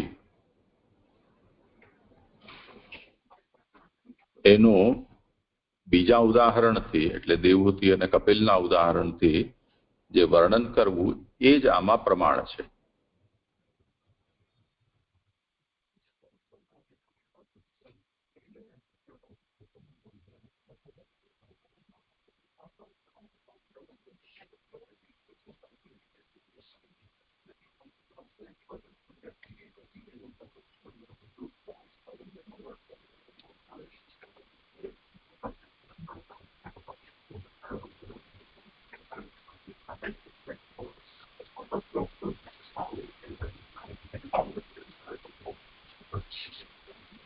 બસ આટલું આમાં હતું.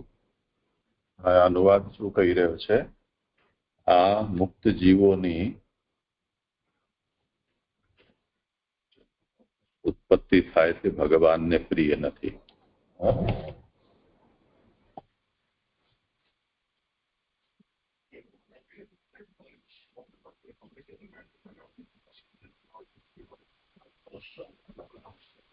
સુબોધનીજીમાં જેટલું એકદમ અક્ષરશઃ અનુવાદ છે ને એવું ભાગવતાર્થમાં નથી કર્યું, વિવેચનાત્મક કર્યું છે, એટલે એને સુધારવું એ મુશ્કેલ પડી જાય એવું છે.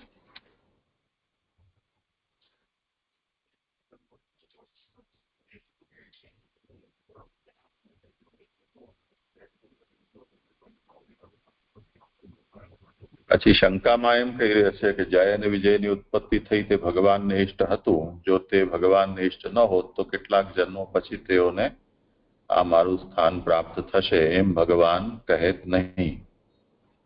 એવી શંકા થાય તો સમાધાન જાણવું કે અહીં જે આ કથા કહેલી છે તે મતાંતર છે, કારણ કે 14 મૈત્રેય સ્પષ્ટ કહેલું છે કે આ વિષયમાં જે ઇતિહાસમાં પૂર્વ શ્રવણ કરેલો છે તેથી મૈત્રેય સાંભળેલ વૃત્તાંત અહીં કહેલો હોવાથી મતાંતર છે.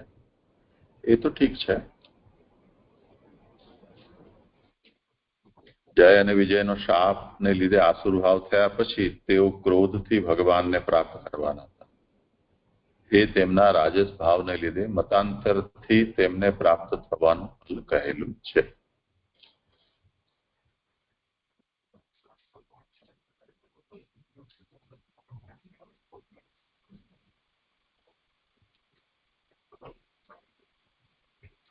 સારું, હવે આજે અહીંયા વિરામ રાખીએ છીએ, સમય થયો છે. કાલે થોડું આગળ લઈશું ઓર વધારે. આમાં કંઈક ઓર વિશેષ હશે તો હું જોઈ રાખીશ.